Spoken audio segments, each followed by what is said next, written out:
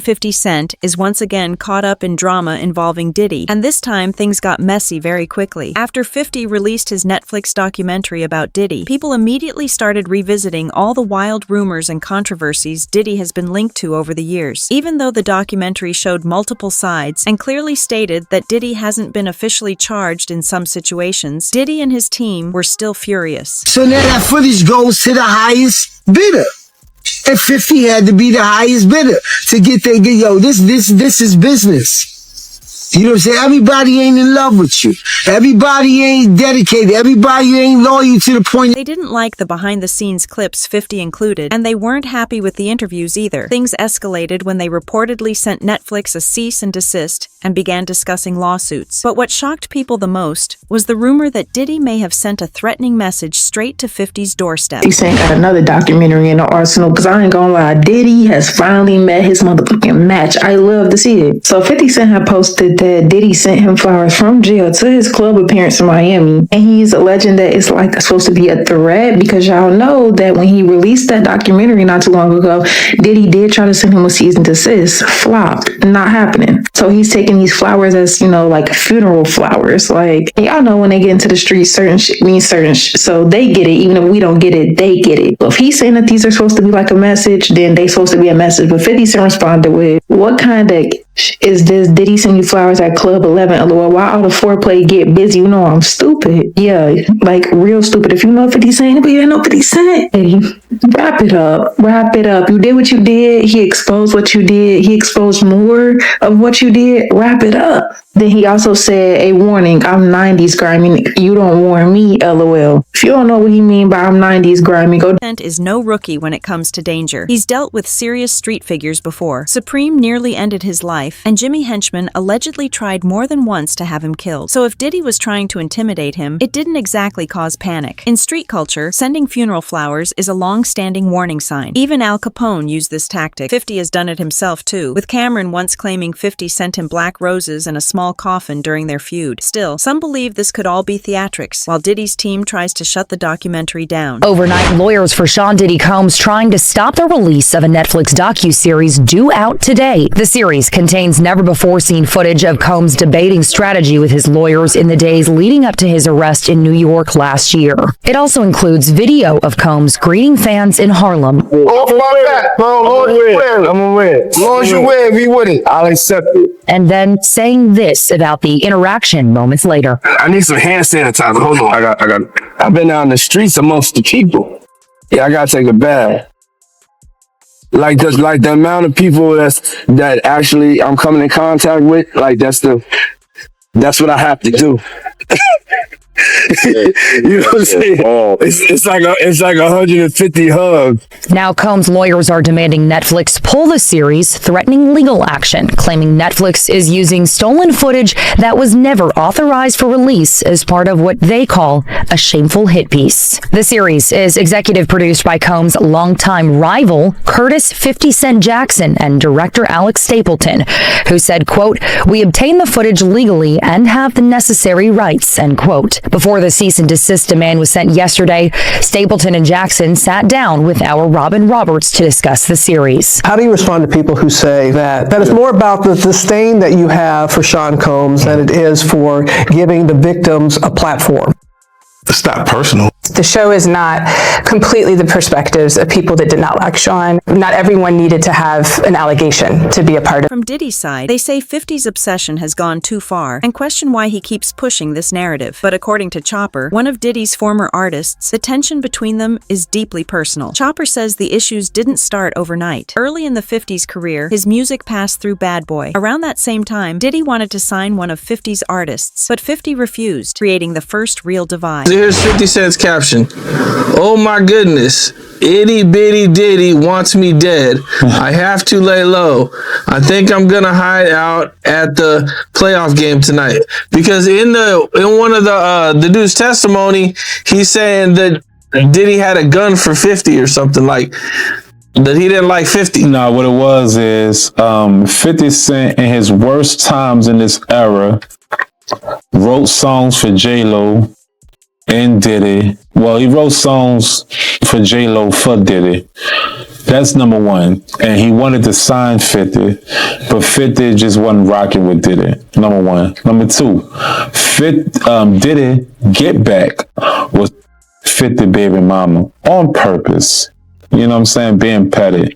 So 50 and Diddy's situation is a little more steeper and different than what people think it is, you dig? I just think in my mind, 50 is a street dude. Diddy is not a street dude, but he want to be a street dude. So he got the money to be a gorgeous gangster, AKA through street shit. But what it come down to is 50 didn't want to rock with Diddy, even though 50 wrote songs, over there at Bad Boy. And then when 50 started popping, Diddy was just envious of 50 really blowing up. That's all I see it. And his baby mama. Chopper didn't sugarcoat it. He says 50 is petty, and once he feels disrespected, he never lets it slide. Over the years, we've seen 50 take consistent shots at Diddy, especially once 50 gained power and Diddy realized he couldn't control him. Chopper also revealed that life at Bad Boy wasn't what it seemed. On camera, everything looked polished, but off camera, he witnessed behavior that made him uncomfortable. Did you ever see anything that let you know or made you think Diddy was gay? Yeah. What do you want me to elaborate? Elaborate on it? Yeah, if you can. I just left the Bad Boy Making the Band situation. I signed over there with Bad Boy South, Kim, of course. Kim, rest in peace to Kim, which is Quincy's mama and Christian's mama, and the twins' mama. But Kim was rooting for me. Kim and Half PR, they really liked me a lot. I signed to Bad Boy South just before the Jesus, Boys in the Hood, and Jeezy at all, and the Jocks and all this. Well, I signed to Bad Boy South for whatever I signed for, which is a substantial amount of money. I kept trying to get the budget for the Lil Daddy single that Ryan Leslie produced for me. It took me 5 to 6 months to try to get it. When Diddy finally opened the budget up for me, I was in New York, and then I'm just minding my business, enjoying myself, and we feel like we got a hit, with Chop, and everybody's excited. Half PR, the Kims, and all that, they all excited about it. But one time I'm at Daddy's house, and Half PR called me. He was like, "Get Puff for me." A lot of people called him Diddy, but Half PR called him Puff. I love Half PR because he Haitian, I'm Haitian, so it was a Haitian thing. It was always love for us. I still got love for Half. Half PR was like, put Diddy on the phone. I gotta holler at him about something.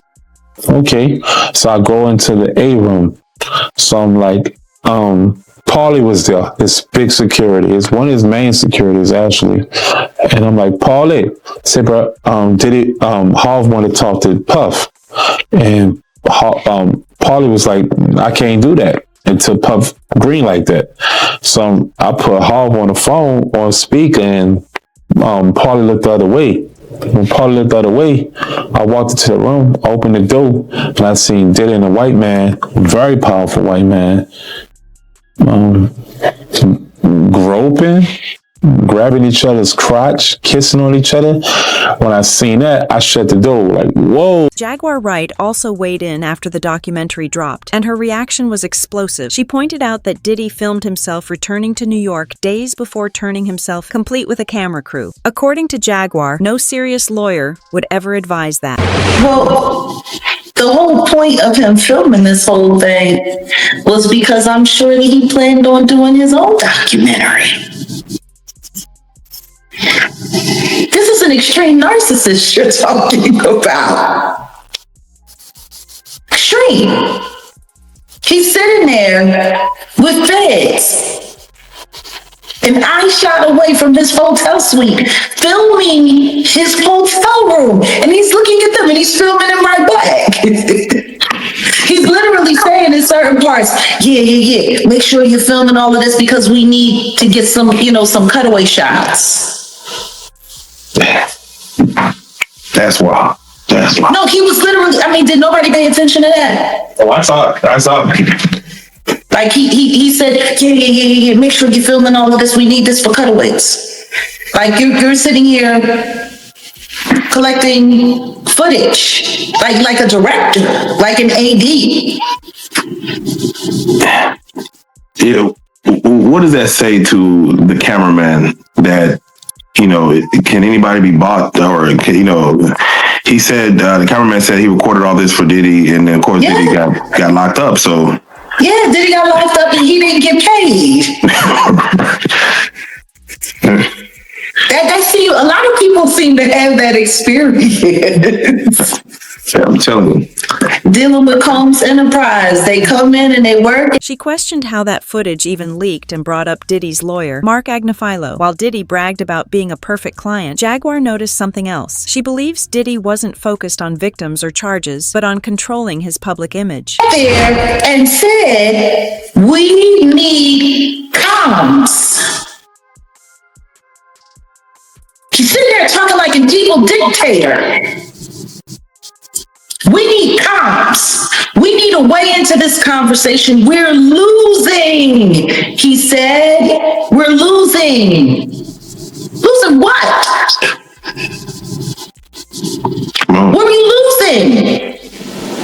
But the key words that he said that were so important were, we need to be able to be speaking to the potential jurors.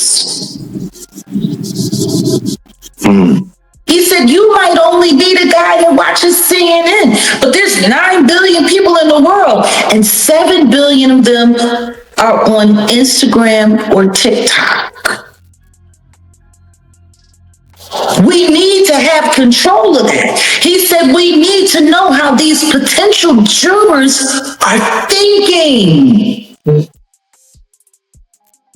Mm-hmm. That's what he said.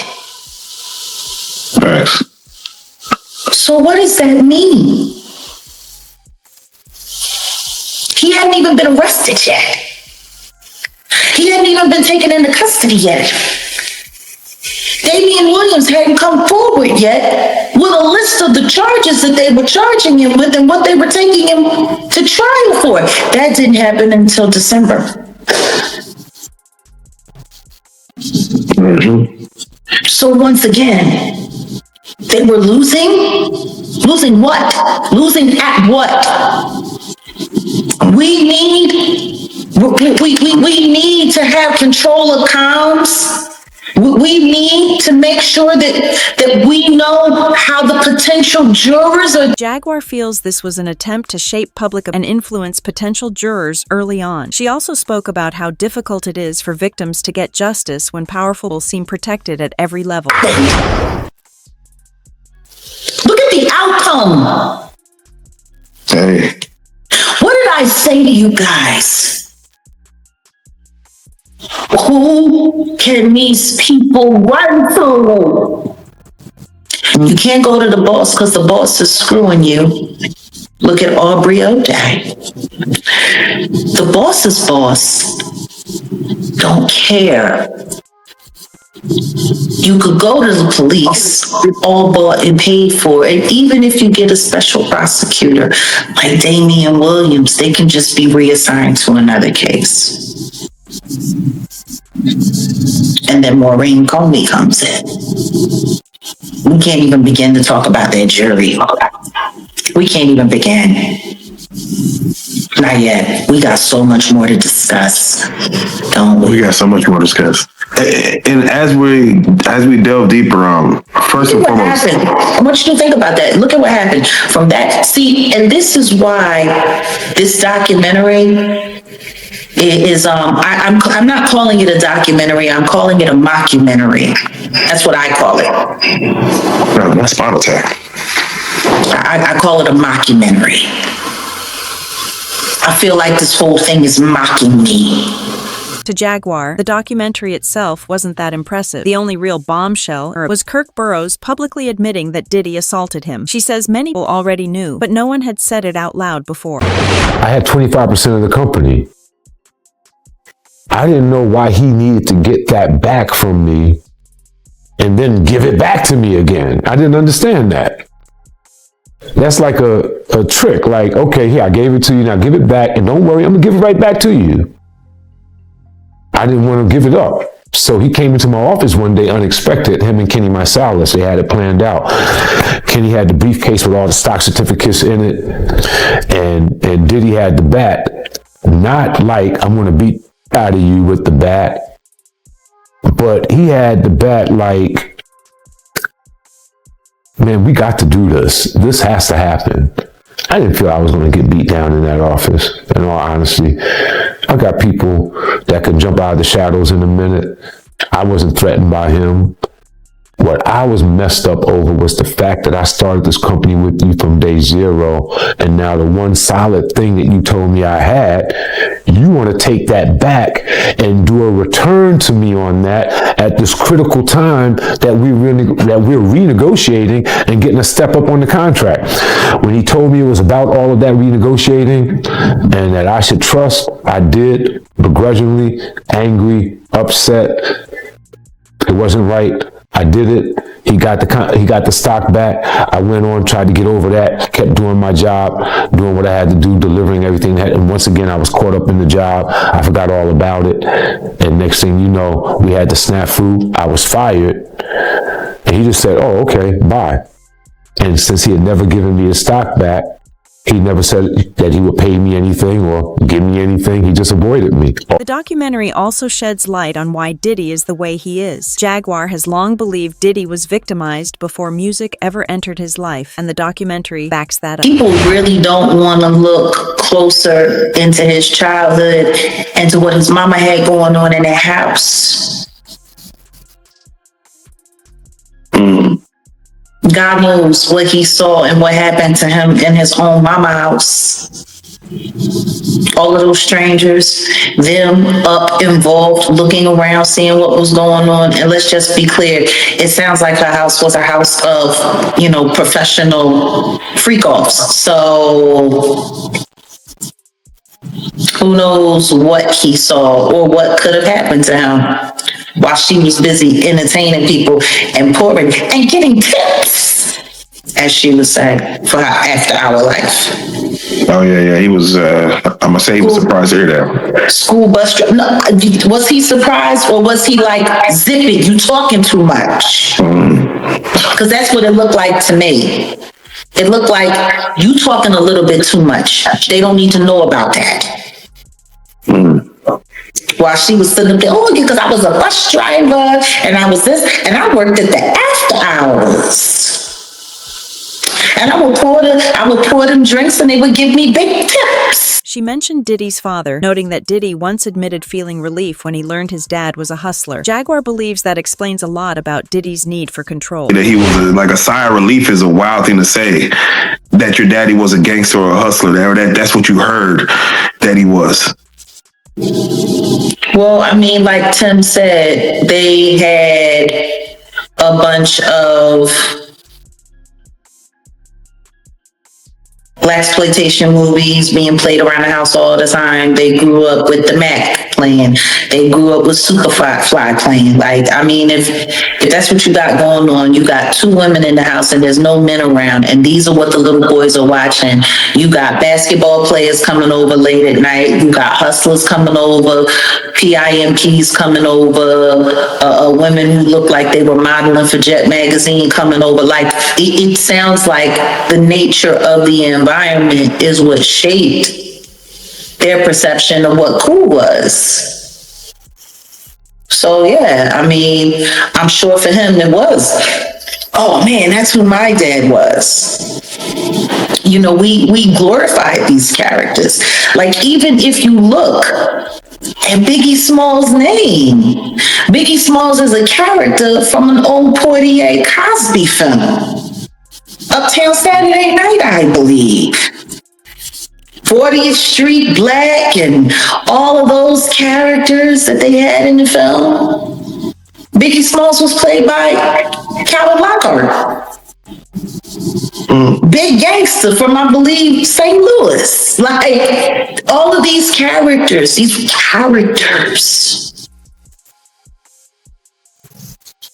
Okay. Without question.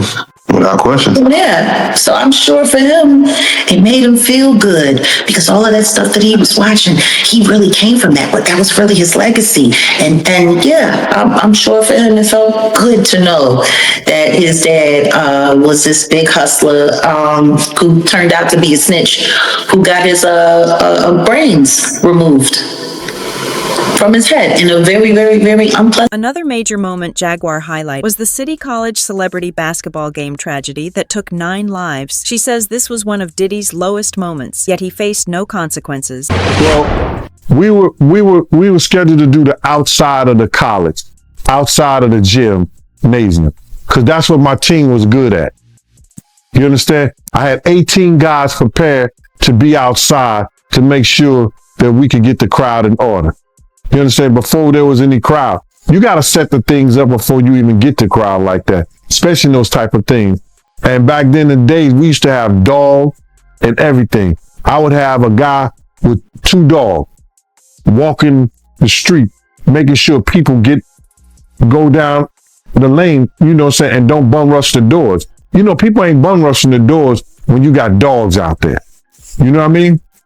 So, and it's crazy that we had to do parties like that, but that was one of our security things that we did. So now, Puff called me and said, yo, Gene, we only need 8 guys. I said, 8 guys? You can't, ain't no way you're going to do the City College with 8 guys. He said, no, Heavy D, because him and Heavy D was doing a party together. He was like, yo, Heavy D want the FOIs to do the outside. I said, the FOIs? He said, yeah. So I said, yo, fuck it, I ain't going to do it. You know, and then my man, who's my partner, Slick, said, yo, man, we're going to go ahead and do it, man. And we just going to get a couple of bottles, just going to chill. And, you know, we just go outside. We do the outside, we do the downstairs. So Puff told me that, you know, he just wanted us to do inside the gym to make sure that nobody, you know, be over the celebrities like that. That's what he wanted my team to do. But most of the celebrities gonna have their own security anyway. You know what I'm saying? That was just a way to cut our security off anyway. So he cut the security and he got the FOIs, and the FOIs left their post, and that's how the people bum rushed the door and 9 people died by going down. Gene Deal has spoken about the 1991 City College stamp, saying he worked security that night and believes it could have been prevented. He claims outside security abandoned their posts, leading to chaos. And you blame Diddy for that? Yeah, I do. It's his fault. But it's Jessica's fault for shutting the door. Because had she not shut the door, people would have just walked in the gym. And you'd have had a gym full of people. You understand what I'm saying? Nobody would have probably died.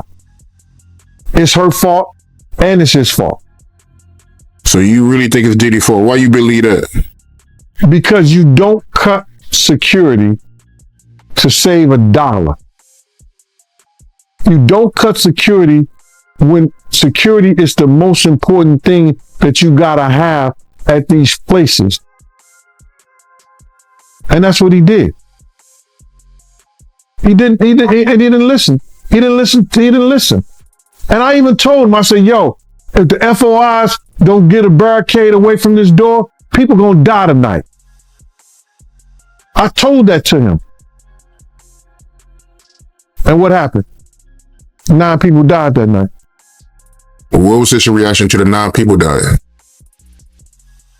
I didn't talk to him for a while. He used to come around with us with the same game, and he just say, yo, he just speak to Gene. He like, yo, what up, Gene? I'll be like, yo, what up? I didn't speak to him until after that Suge Knight stuff that they had with Jake in Atlanta. That's when I started back really speaking to him. Wow, because you felt the type of way about what he did? Nah, come on, bro. 9 kids died, bro. I was pumping the chest of one little boy when my man was crying, talking about, yo, this is my first time him being out. This is the first time him being out, bro. My mama gonna kill me. I'm pumping on the chest of a little 17-year-old boy. How would you feel? Since the documentary's release, public backlash against Diddy has grown. Even major podcasts like Value Attainment have called him one of the worst figures in the industry. And to me, Tupac was as a young kid coming up, he played a very big role as in your painting. Yeah, he's the most influential people in your life. To me, that guy was so to me, you took this guy out. I investigated a lot of people based on the reports and things that we talked to a lot of different people. It always comes back to Diddy. What do you think was Diddy's motivation? Is it money? Is it power? Evil? Is it psychopathy? Is it Machiavellianism? And envy, control, limelight. He has to be the face and nobody can have it. Rob Goley, envy. He has to be the face. He has to be the limelight. Nobody can have it more than him. And obviously, he's the reason that he became super famous. He was the producer for Biggie. And Biggie was numero uno. Yep. 1 and 2, Tupac and Biggie. And the guy who was partners with, the guy that brought him up, type in Diddy's first mentor. This is the guy that Diddy went and worked as his assistant at a young age. That What's took him his name? in. Andre Harrell. Who? Andre Harrell takes him to the founder of Uptown Records. Yeah. And you know what Andre Harrell does? What does he do? He fires him. Because he says, Diddy's getting out of control, disrespecting me. He fires Diddy and tells Diddy, you can leave and you can take only one client. And guess who he takes? The only client he takes is, he says, you can take Biggie. Nobody else is coming with you. He allowed Diddy to leave with only Biggie, and that's when he starts Bad Boy, and he gives 25% to that guy and 75% to his mom. Interesting. This is the guy that mentored him. That's the guy everybody wanted to work for. That's the 25% guy? No, Andre Harrell is the founder of Uptown Records, which everybody was under. He mentored Diddy, and he's a legend in the game. Diddy became bigger than him. If you know Andre Harrell, he's like a legit. With public opinion turning and past allegations resurfacing, the big question remains, could this lead to renewed legal action against Diddy? Let us know what you think in the comments. If you love real celebrity gossip and behind-the-scenes stories, subscribe, like, and comment so you don't miss any updates. Stay tuned for more exclusive content only on Haley Reporter.